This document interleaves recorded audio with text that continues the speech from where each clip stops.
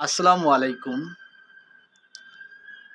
ইন্ডিয়ার বর্তমান যে পাগলামি শুরু হয়ে গেছে, তাদের যে বর্তমান কার্যক্রম যে করতেছে, তারা আর দাদাগিরি করতে পারতেছে না। এই কারণে তাদের মাথার ব্রেন শর্ট হয়ে গেছে। তাদের মানসিক সমস্যা হয়ে গেছে। মানে সিডারু হয়ে গেছে। কি করবে, কি না করবে, কি খাবে, কি না খাবে। আর এই সময় আমাদের দেশের অন্তর্বর্তী সরকারের প্রধান উপদেষ্টা ডক্টর ইউনূস স্যার, আন্তর্জাতিক মানের যে প্লেয়ার বলা হয়, উনি ইন্ডিয়ার মাঝে এমনভাবে হিট করেছে, ইন্ডিয়া পরিকল্পনা করতে পারেনি যে এই ধরনের সমস্যার সম্মুখীন তারা হবে।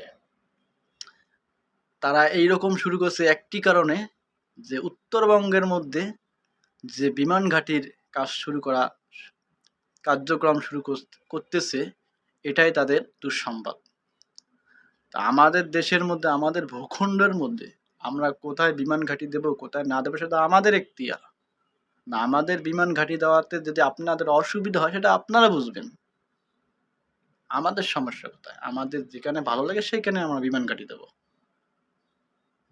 মেইন সমস্যা হলো তাদের ওই বিমান ঘাঁটি। ডক্টর ইউনূস স্যারকে আমরা ধন্যবাদ জানাই এই সঠিক সময়ে এই সিদ্ধান্ত নেওয়ার জন্য।